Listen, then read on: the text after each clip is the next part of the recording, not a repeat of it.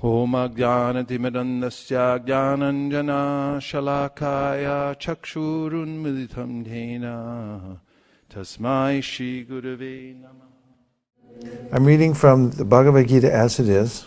I'm in the 18th chapter, and the text is number 66. Sarvadharman Prityaja Mamekam Sharanam Braja Aham Tvang Sarva Papebhyo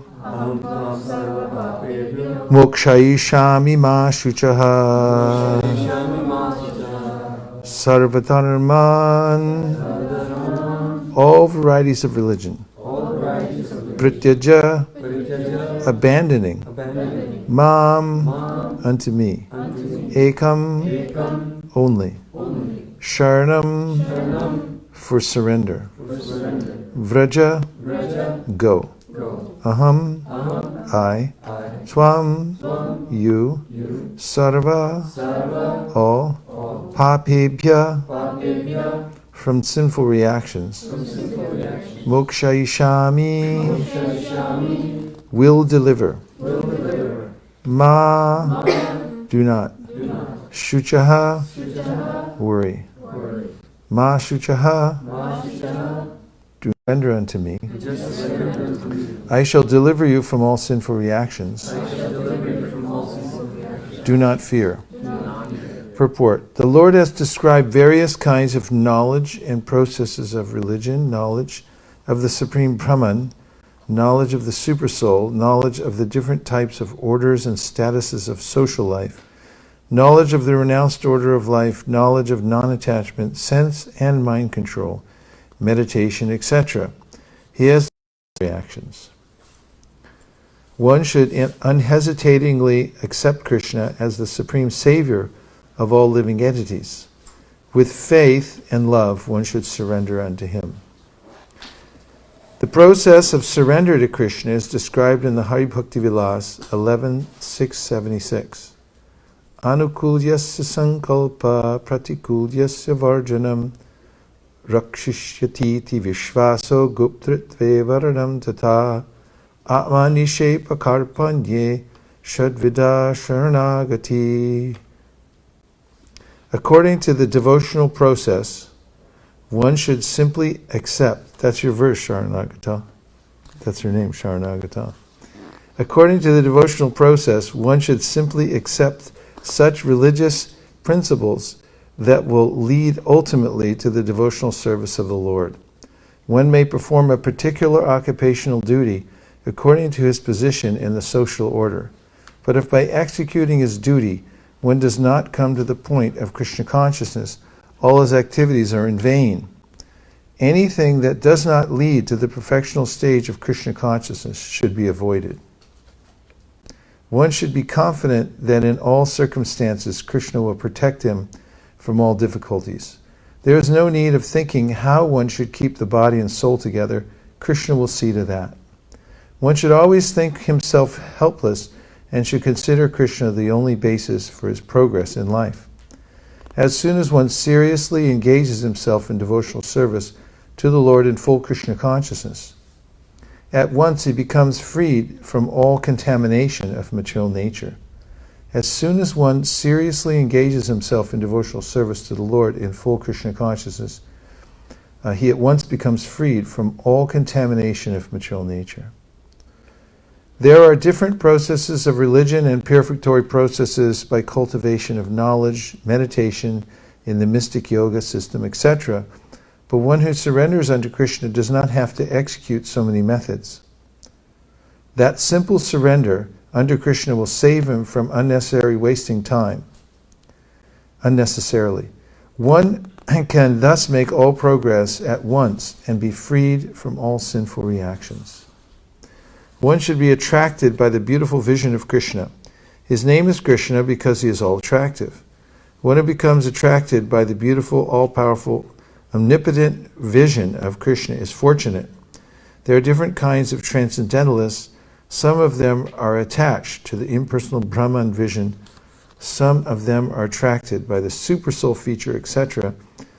But one who is attracted to the personal feature of the Supreme Personality of Godhead, and above all, one who is attracted by the Supreme Personality of Godhead as Krishna himself, is the most perfect transcendentalist. In other words, devotional service to Krishna in full consciousness is the most confidential part of knowledge, and this is the essence of the whole Bhagavad Gita. Karma yogis, empiric philosophers, mystics, and devotees are all called transcendentalists, but one who is a pure devotee is the best of all.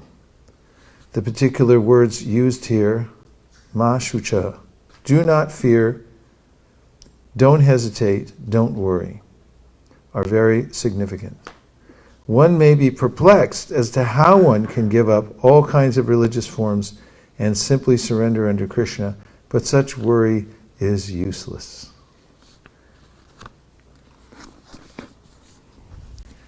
Well, it really makes you think, doesn't it, after you hear that, about what an amazing offer Krishna is making. And Prabhupada says that if somebody comes in to your assembly, let's say with a briefcase, and says, you line up here, I'll take care of all your affairs. You don't worry and don't hesitate. Just line up and I can take care of you. You think you get anybody in line? You're going to go? It's a safe offer. I mean, it's a pretty good offer. But then Prabhupada says that, but you might be thinking, like, can he really take care of all my affairs? I mean, he's a guy afterwards, just standing there and, what's the catch, right? Yeah. Cool, you said that, right? Yeah, so there might be a catch and, it might be a Ponzi scheme or something. So, there's that doubt. But he said if Krishna says it and you investigate who Krishna is, it makes a lot of sense. He's the Supreme Personality of Godhead. The Vedas say Nityo Nityanam, Chaitanas Chaitananam, Eko Bahunam, Yovidadhati Kaman. There's one Supreme Eternal who's maintaining everyone else. Prabhupada invites us to look around and see how that's happening everywhere. There are birds eating. They sleep outside, basically, and make a little nest. Everything's available, the building materials, no membership card for Home Depot necessary. They just fly down and pick up stuff, and they have the intelligence, the wherewithal. They can they're supplied with everything. So he points out, why wouldn't human beings also be taken care of?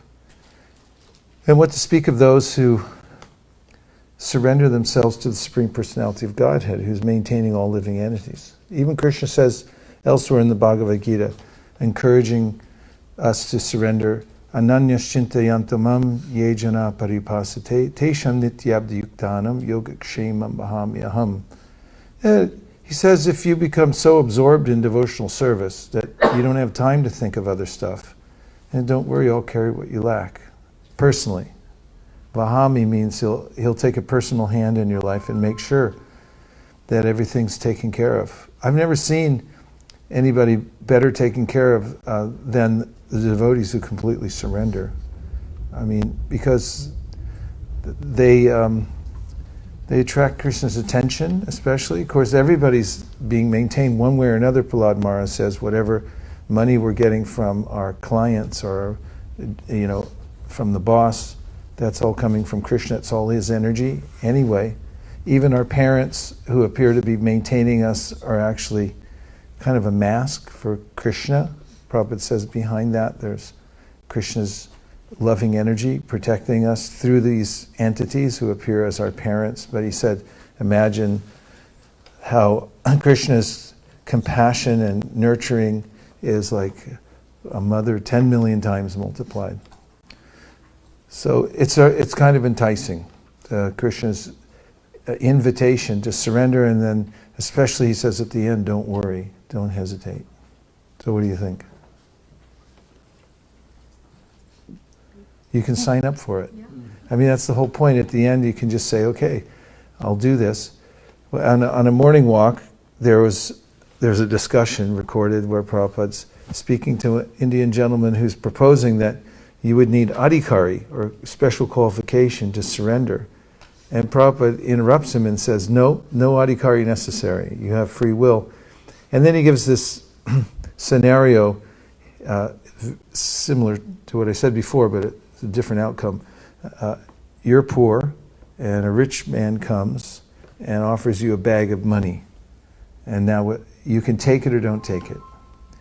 And if you take it, then you become rich. And if you don't take it, then you can remain poor. So he said it's that simple. And that's how it was simplified in the verse, or in the purport also, that you can take and surrender to Krishna. So it's probably a good idea to renew one's memory of this verse and what Krishna's offer is. As I mentioned this morning, I think, Jiva Goswami says that the devotee lives by this and is thinking constantly about Krishna's promise to protect us, that if we simply surrender. Besides, it's sweet surrender anyway, because it's a lot of trouble to maintain the status quo, to consider that whatever I have is mine and I have to maintain it. Don't you think? It's kind of hard. And then at the end, whatever I've collected or accumulated or I'm trying to protect, somehow or other it slips out from my grasp. So if one uses everything for Krishna and thinks in terms of Ishavasyam, idam sarvam yat kincha jagatyam jagat tena tyaktena bunjita magrada kasisvadanam. Everything inanimate in the universe is controlled and owned by the Lord. One should therefore accept only those things necessary for himself, which are set aside as his quota, and one should not accept other things, knowing well to whom they belong. So what's the problem with all this? Any difficulty? Okay, well, thanks for coming in. Go ahead, Sharanagata. I'm saying that We'll use the mic to honor those great souls who have joined us online from various parts of the world. Hare Krishna Guru Maharaj, Hare thank Krishna. you so much. This is one of my favorite words, and all those you're quoting, those are all, and I felt so amazed that you started with this verse. So thank you so much. I was saying that when you are explaining and when you are saying, it seems so easy and convincing, but then when you do it, Krishna want you every minute to prove it. I say to Krishna that I surrender to you. Why I have to prove it every minute? And then Maya is taking, and always, so those challenges are there, and so then it seems difficult. In that situation, you feel that every second you will have to go through that, and you have to prove it that your surrender, your surrender, your surrender. So, and then sometimes you fail, and then you feel that maybe you're not. Yeah, also you might think about it another way, and that is doing the best you can in the situation you're in now. Because as Prabhupada writes in the 31st verse of the 3rd chapter, which is Ye me matam idam nityam anutishnanti manava. In this verse, Krishna says, those persons who execute their duties according to my injunctions and who follow this teaching faithfully without envy become free from the bondage of fruit of actions. And in this verse, Krishna is giving us another directive that's very helpful, and that is that he's giving special directions in various ways throughout the Bhagavad Gita and other shastras. And he said if you just follow those, then everything will come out successfully. So what might be the problem with that? The problem might be that? One problem might be developing the desire to follow. Okay, well, let's say you have the desire to follow, but then you can't follow. Is that possible? To be in a situation where you like to surrender to Krishna, and you understand the rules and regulations, and you have a desire to follow them. Let's say you're that far along. But let's say you can't follow them. Is that possible? Just say yes. Yes. Thank you. Okay, so listen to this purport. And I think you'll be... Ordinary man, with firm faith in the eternal injunctions of the Lord, even though unable to execute such orders, becomes liberated from the bondage of the law of karma. In the beginning of Krishna consciousness, one may not fully discharge the injunctions of the Lord, but because one is not resentful of this principle and works sincerely without consideration of defeat and hopelessness, he will surely be promoted to the stage of pure Krishna consciousness. Well, let's explore that for a minute. Rasanath Prabhu, would you like to say why that might be the case? That even if somebody can't follow, that if they have faith in the injunction of the Lord and they continue without hopelessness, and they don't become resentful of the fact that they can't do it at the time. Is actually what he's saying in the purport. Could you present a theory? I struggle with that, so it's hard to. But the concern is when you know what's the right line, meaning sometimes under the pretext of this verse I can take it easy, or I can go the other direction, which is really beating myself up for failing. So yeah, I honestly struggle with it practically. Okay. Yeah. Well, struggle's okay. There's nothing wrong with struggling also. That's an important fact to establish, that no one said there was a moratorium on struggle. One could, make a case for the fact that struggle is what helps us to grow in all kinds of circumstances. And if I'm aware of the center, and in this case, what the injunctions of the Lord are, become aware of it, and I'm also faithful to the idea that Krishna is the Supreme Personality of Godhead, and I hold those injunctions as being sacred and achievable at some time. I mean, there may be a way in which I can develop a sort of cynicism that I think Prabhupada's referring to here as resentment. And that is that because I can't do it immediately, therefore nobody can. And then I might think that, oh, well, those Mangalartik going, 16 round chanting people, who do they think they are? They're never going to get anywhere anyway. But if I appreciate the fact that others are joyfully performing devotional service, or even have a taste for it, there's a way in which I may also be gifted with some of that taste just by appreciation. Queen Kunti says, Shrinvanti Gayanti Grunanti Sahadava.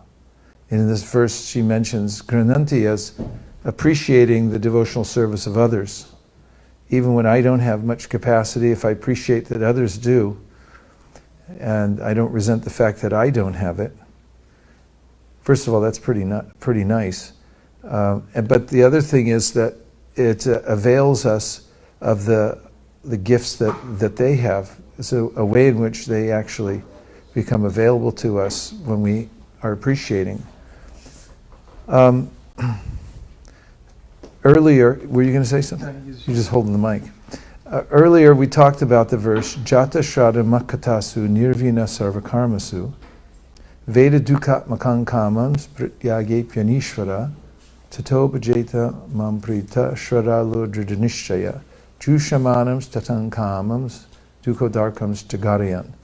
This is spoken by Krishna in the 11th canto, Srimad Bhagavatam to Uddhava.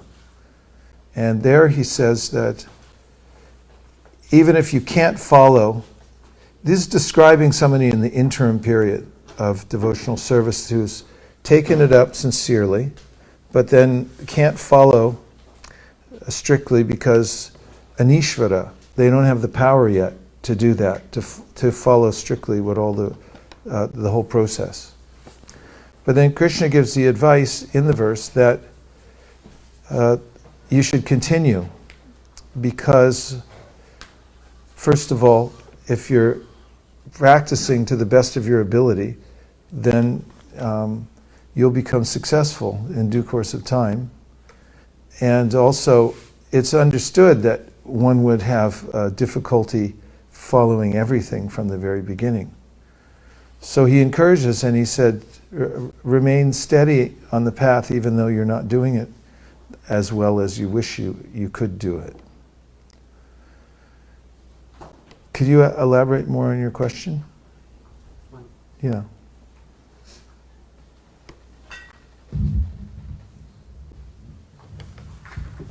You mentioned how if we are doing our best, many times we don't know if we are. And we are dependent on some sort of external sense for that. So I think that's one struggle that I personally encounter, is how do I know that I am giving my best? Well, I think about when the devotees performed a marathon to publish the Chaitanya Charitamrita within 2 months, because Prabhupada was really pushing the mission as hard as he could. He had a sense that he might not be here very long, and there was also a professor in Chicago who was coming out with a translation of the Chaitanya Charitamrita, and Prabhupada wanted to beat him to the punch. And so he pushed the devotees at the BBT by announcing that he wanted the 17 volumes of the Chaitanya Charitamrita published within 2 months. Previous to that,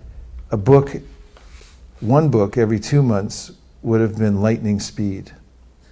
And therefore, at that time, on a walk at the beach in Los Angeles, the head of the BBT at that time said, "But Prabhupada, that's impossible." And Prabhupada stopped and said, "Impossible is a word used only in a fool's dictionary." And then the person thought about how to do the 17 books in 2 months and asked Prabhupada for certain concessions. One of them was to not have to put paintings in all the books. You'll notice that there's a lot of photographs instead, because that's one thing that really held up the publication of the books, because Prabhupada had to examine every painting and then give advice about how to modify it. So, in any case, everybody in Los Angeles went on a marathon, and then many people came in from different parts of the world to help with that, to complete it. And they did it in 2 months and 1 day. And they had presented the results to Prabhupada. And Prabhupada wrote back a letter to the devotees who were involved, especially to the leaders who made it happen, that I guarantee you, by doing this, you'll go back to Godhead. And then he said at the end, "And by the way, you were 1 day late." It struck me also because although you can give your most valiant effort to please the Guru and to execute the mission of Krishna consciousness, there's always room for improvement. So it's not as if we'll ever feel like, oh yeah, now I'm doing it perfectly. Because one of the points that Chaitanya Mahaprabhu makes when he describes to Sanatana Goswami in the Madhya Lila, chapter 22, about the symptoms of bhava, is that a devotee who's advancing Krishna consciousness feels that I'm very inept and I'm not doing a very good job. It's a bit of a conundrum because there's a sense of being very lowly and so forth, even as such a person is becoming more and more qualified. It's sort of a constitutional problem because we're so tiny and dependent at every moment, and Krishna is omniscient and omnipotent and so forth. We're serving such an unlimited master. So how would it be that we ever come to a point where we feel absolutely that we're doing it perfectly? That's one thing to consider. But sincerity has its own reward. And that's something that Krishna mentions in the 2nd chapter of the Bhagavad Gita. He says, if you're sincere, then you'll be successful. That sincerity is always recognized.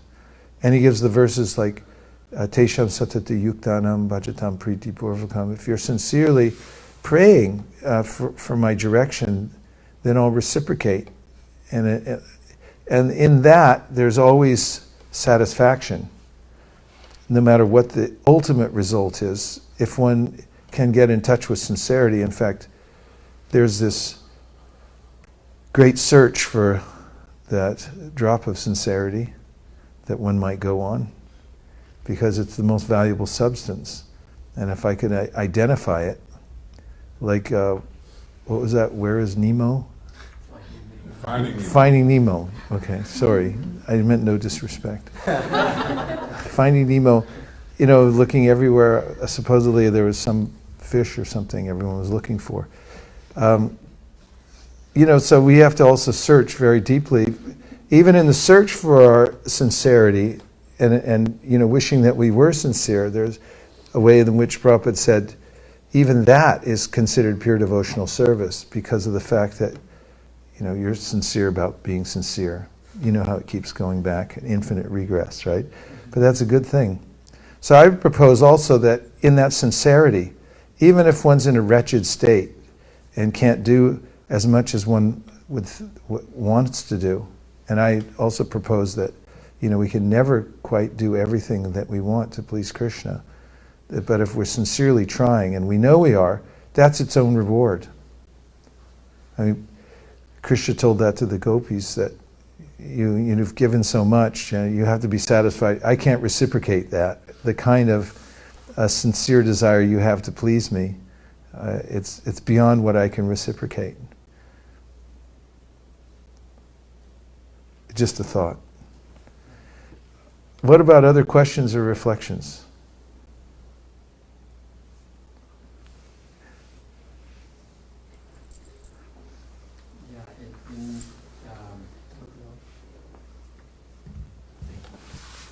With regards to Sarvadharman Parityaja, and feeling like there's such an amazing offer on the table that Krishna is providing us, and so we shouldn't worry.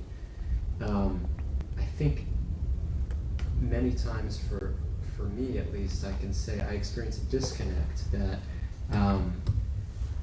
I don't feel in touch with that offer even as I hear it, because as Rasanath Prabhu was mentioning, the struggle is very high, and so I don't feel the assurance. And intellectually, there's a knowledge of assurance which keeps me going and which makes me happy on a deeper level. But there's an emotional disconnect which is troubling for me. As I'm struggling and striving and feeling like, wow, it's been a long time of struggling and striving and failing with no end in sight. So how can we rise to a greater level of emotional connection with what Krishna is offering, even where we're at presently, or how do we advance in that way?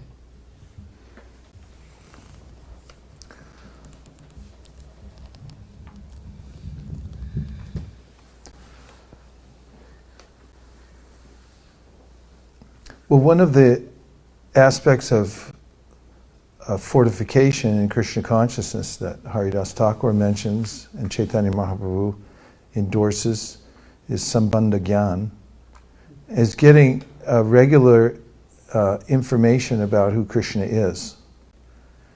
There may be help in recognizing Krishna's greatness, because if one has a more and more clear understanding of who he is. For instance, the other day, when I was doing a search on the Vedabase, I came across a thread in which I noticed Prabhupada saying how friendly Krishna is.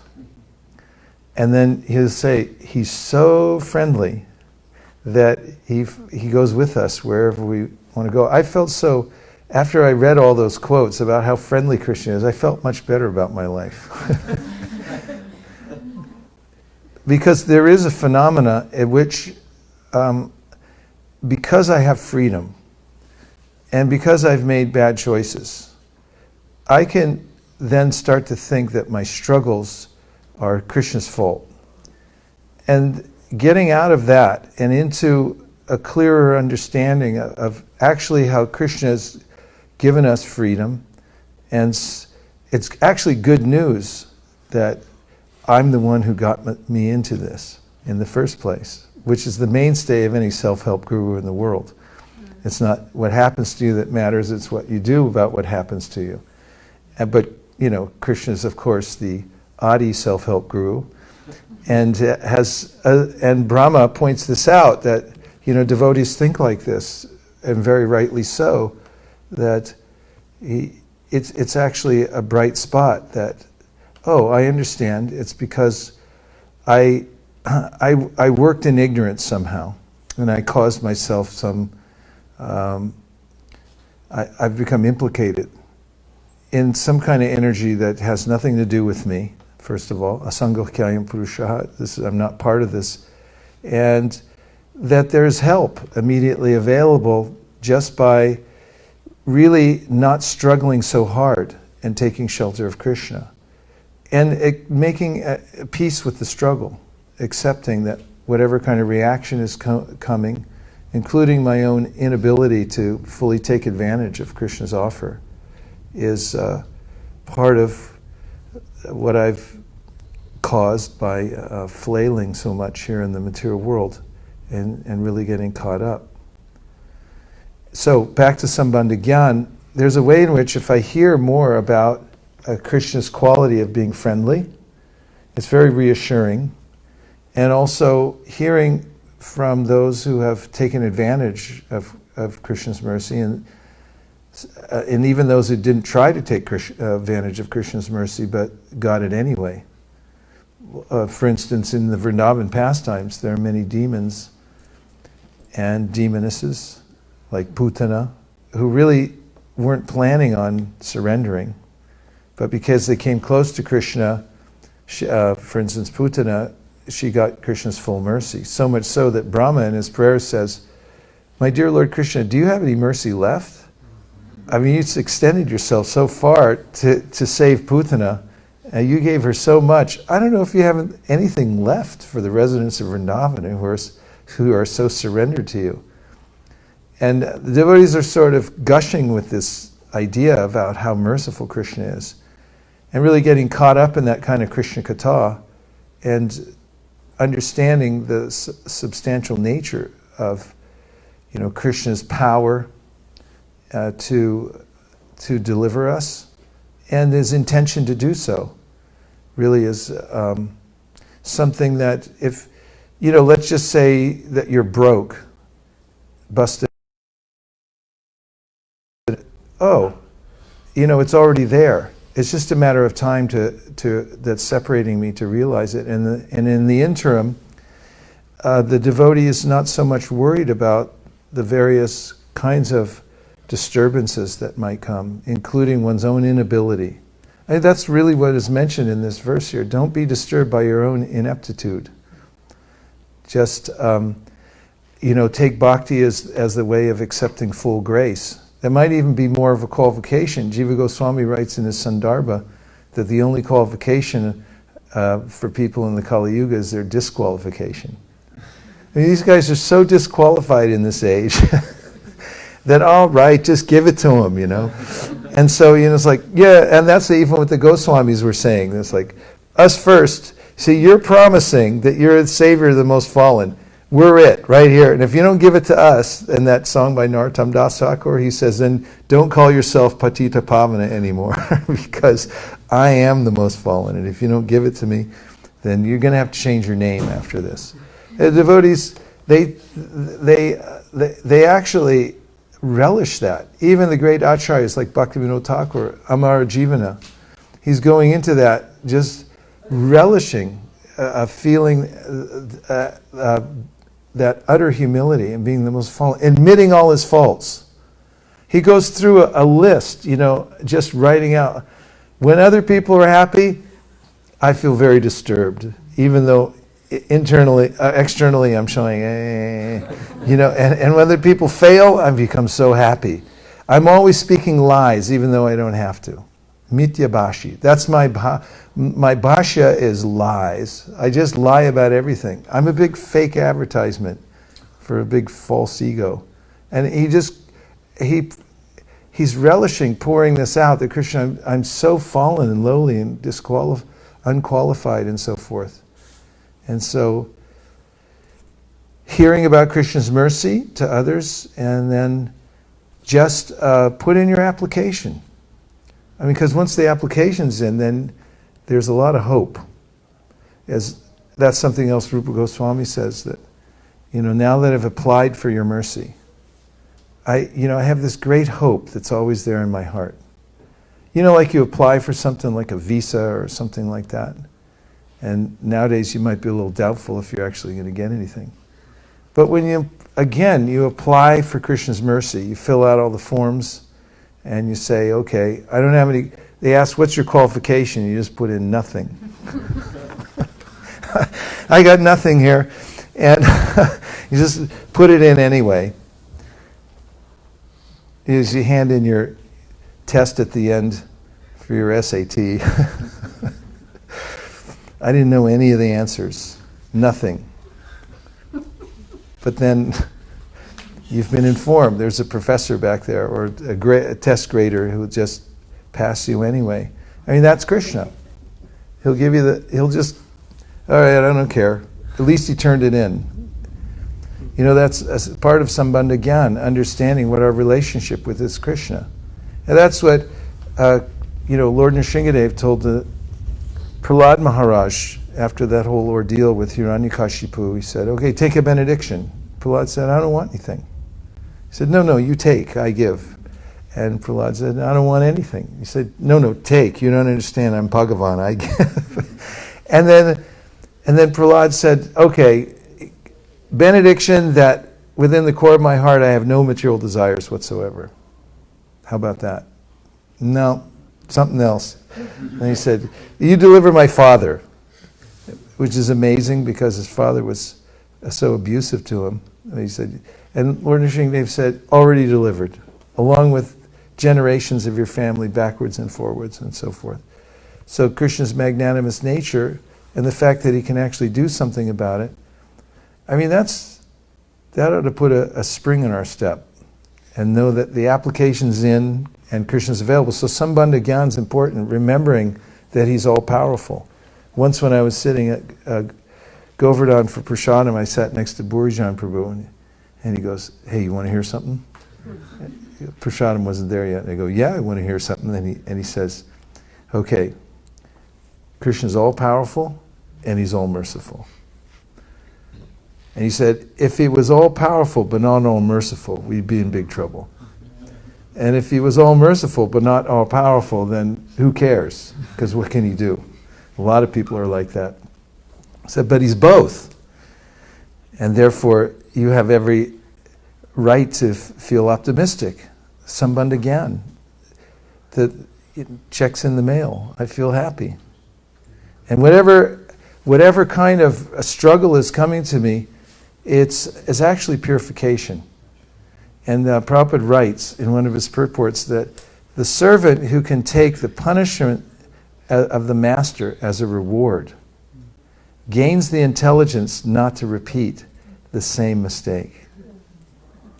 Punishment as a reward. I mean, talk about live to be corrected, right?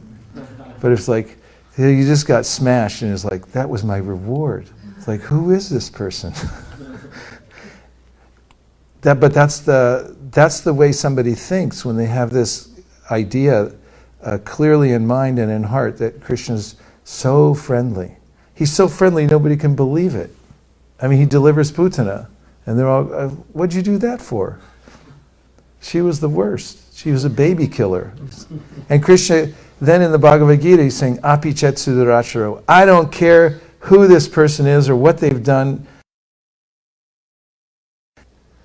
Is a means by which we can really advance if we take it as such. And I was just thinking, it's such a common theme throughout the whole Bhagavatam. You see with Dhruva Maharaj and Prahlad Maharaj and Bharat Maharaj and so many others, they have to go through these really heavy material sufferings, but they at the end they come out pure devotees. And so I just thought that was a really nice point. It's like the antithesis of what other spiritual sects tend to advertise, that God is supposed to just advertise or advocate for you to take all your troubles away in that way. But in reality, it's those troubles which help bring us closer to Him. Yeah, that's a good point. Actually, after the class this morning, Pancharatna Prabhu was saying, so, what are you trying to say?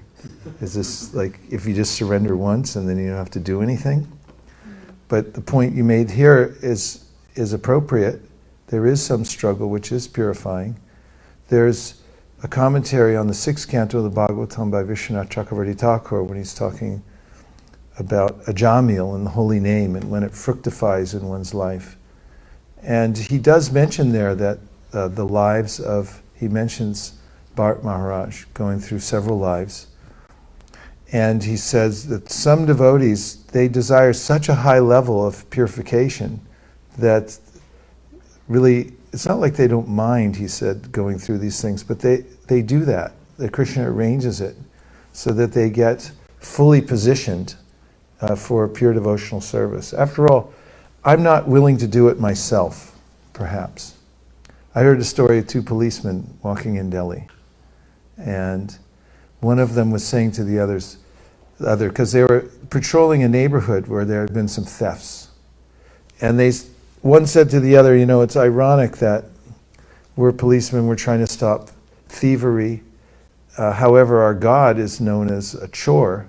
He's always stealing. And he steals. His name's Hari, he takes away, he's Makan chore and so forth.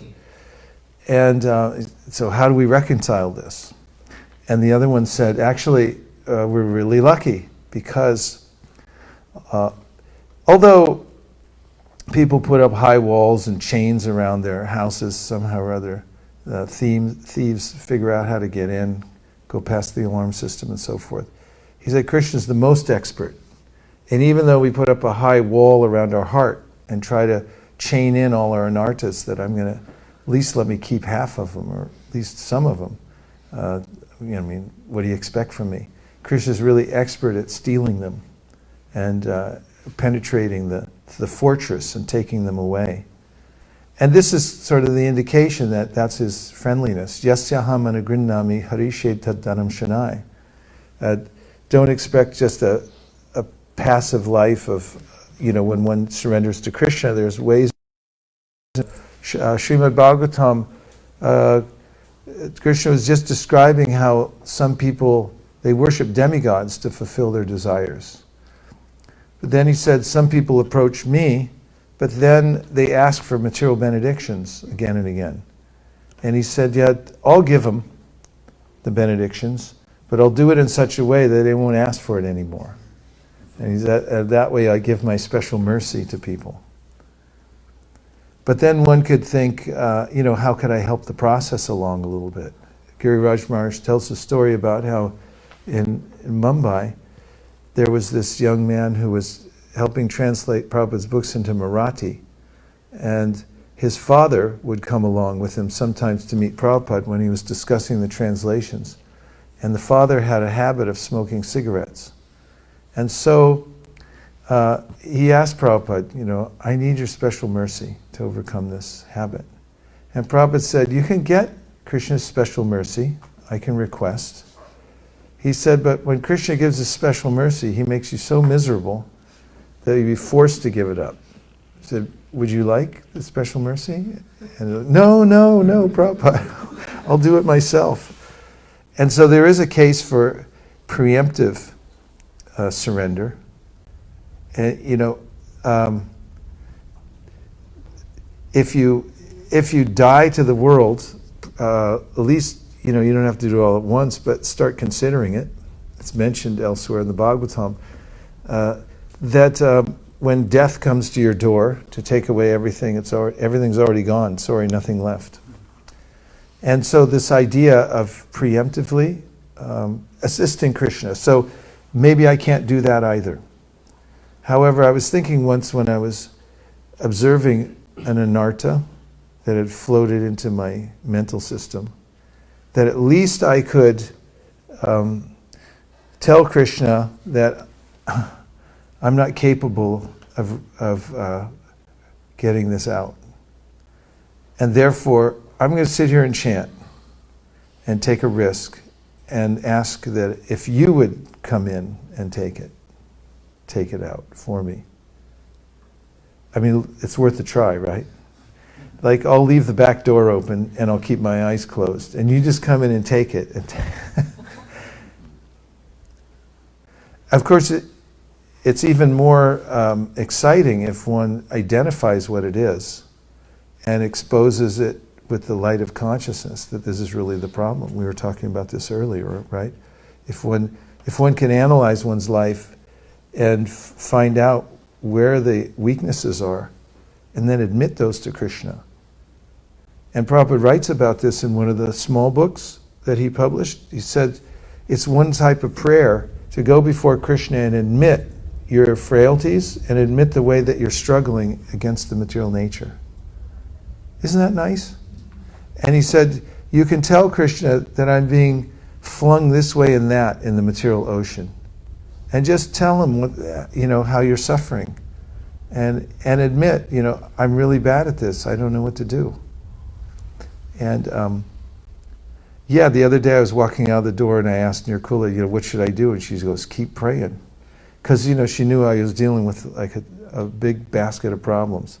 So I just said, what should I do? And she said, keep praying. And that really helped, actually. Because, I kept you think, like, how do I solve this or that? But there is no solution, ultimately, to a lot of these things. They have to solve themselves. And, however, if you keep the prayer going constantly, Krishna, I don't know what to do. You please help. Krishna, I have anartas. I don't know what to do. Could you help me? Then he's so friendly that he could reach in and take him out and say, I'll handle this. So it really, such an important aspect of bhakti is just depend on Krishna. And that's a lot what this verse means. Sarvadharman parityaja. Admit that I can't do it myself, but at least give much that if you do it, then I won't complain. What do you think? Okay. Well, yes. Thank you very much, very inspiring. So, could you please tell us a little bit about discipline, self-discipline? Because I find it very inspiring, and I know... Cheating is described that you're doing the process in order to get something in return. That you're not trying to please the Supreme Personality of Godhead, but you're doing it to position yourself in a better way for sense gratification. Dharmasya hyapavargasya nartor toyo pakalpate nartasya dharmaikantasya kamulabhaya hi smrita. Bhagavatam goes on to say, don't use any kind of religious practice in order to get sense gratification. It's not meant for that. It's meant for the investigation of our relationship with Krishna and how to be situated in selfless service. So therefore, in the Gita, Krishna recommends that we work for him. So if you're working, there's nothing that is inherently illegal, except for obvious sinful activities. But working in and of itself is not bad. It just needs to be used as a sacrifice for Krishna. So if you consider that the work I'm doing has been allotted to me by the Supreme Personality of Godhead, and I'm doing it for him, and then actually do dedicate the fruits of your work to some extent, the extent that you can, to Krishna, then you start to notice that you become self-realized by that yajna. Interestingly, when you give away the fruit of your work, there's something you'll notice right away as soon as you give it away. What do you think that is? Detachment. Yeah, but there's something even more profound. Yes? I'm still okay. I'm still alive. It's amazing because the mind's going like, don't do that. If you give that away, you're going to, because there's a survival mode that I'm thinking I have to hold on to everything material to survive. That's how I'm programmed here in the material world. But when you give it away, it's so counterintuitive. You're giving it to who? Like, why? Why don't you just keep it? But then when you give it away and you notice, not only am I alive, I feel like a bigger person. And it starts to open up for you a vision of how the super souls there are actually taking care of you. And you can become self-realized just by doing your work. Krishna says in the 18th chapter of the Bhagavad Gita, do your work according to your quality that you've gotten from material nature, and you work in that way, but dedicate it, connect it to the Supreme Personality of Godhead, and you'll become self-realized. Yes, Prabhu? Hare Krishna Maharaj. So you were quoting that Svesve Adhikari Anishta, that if one does more than what one's qualified for, then it's a fault. So how do we understand what our qualification is? Should we not try? What's a healthy way of pushing ourselves without sort of stepping that line? How do we understand how much to do? It's important to have guidance. And oftentimes those who are more advanced in devotional service and who are well-wishers can help us understand when we're doing too much, or can also tell us how to adjust things in a way that we can be more productive. And of course, Krishna may send people to us to give us advice, but it's advantageous to position oneself in such a way that you're already getting that on a regular basis. And you can check in with those who can observe what you're doing and how you're doing it, and ask them, how do you think I'm doing? Do you think I'm doing too much, or do you think I'm doing too little? And if they say, you're doing fine, then if you organize your life as a offering to Krishna, and you take some austerity for the sake of making your life an offering to Krishna, then it's very deliberate, first of all. And Prabhupada used to tell about the rascal Gopala Ban. His friend said, Gopala Ban, you're such a rascal. You never offer anything to Krishna. And he's walking across the field with some grains in a big basket, and the wind came and blew the grains into the air. They were going to be lost, so he pointed up there and he goes, I offer that. You don't get as much credit than if you actually picked the grains and you gave it to Krishna. I often talk about this, especially on fundraising drives, about preemptive giving. As I tell the story, I went to Radhakund when I was at Kartik one year, and I went in to take my bath before the Kartik started, and I put my clothes on the bank, put on a gumsha, I went in the Radhakund, and when I looked back, everything was gone.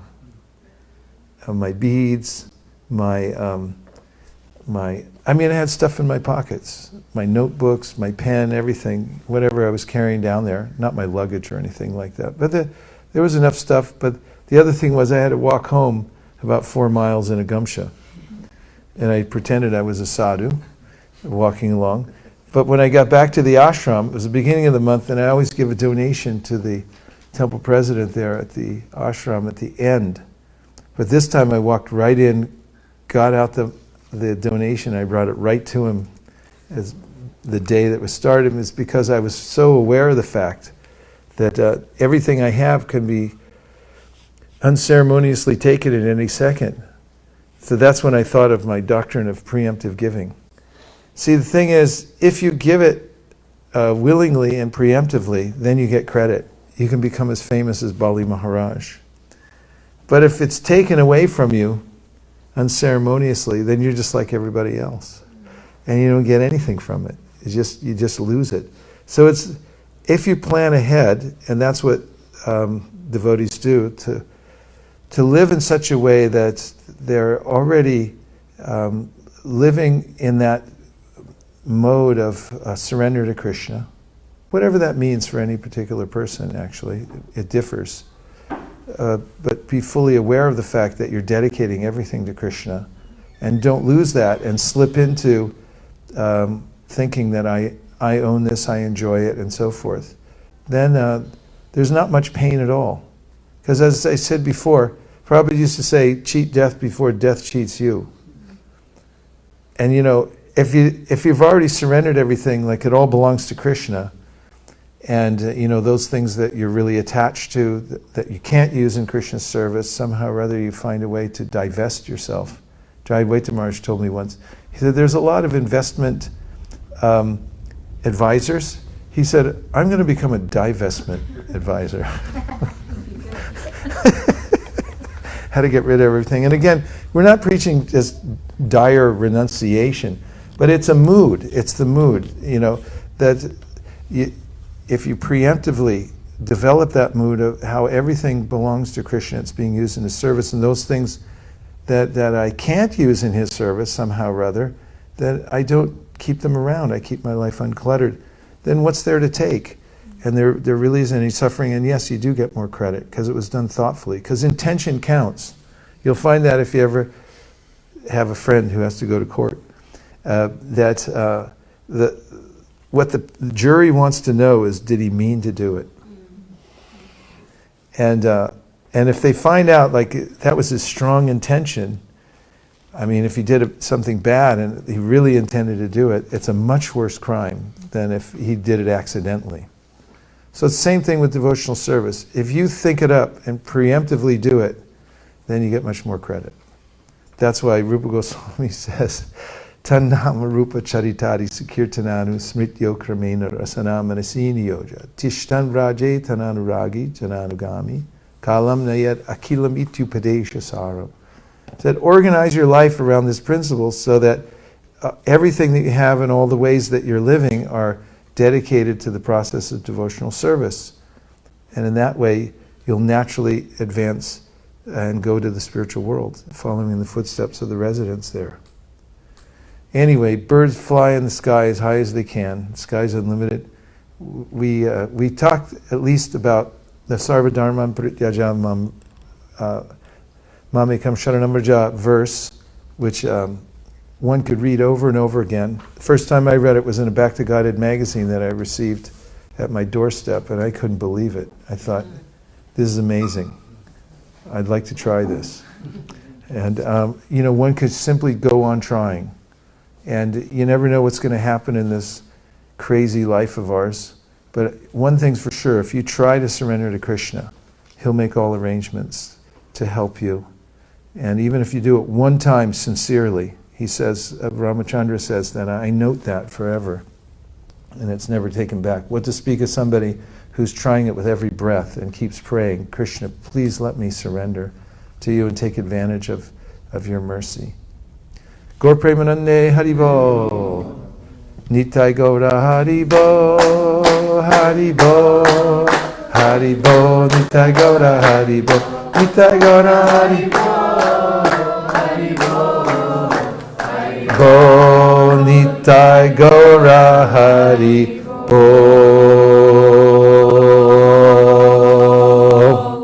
Vanchakalpadurvishya Kripasinveva Chapatitanam Pavanibhyo Vaishnavibhyo Nachari Armarman, Nachari Armarman, Nachari Armarman, Nachari Armarman, hey, Nachari Armarman, Nachari Armarman, Nachari Armarman, Nachari Armarman.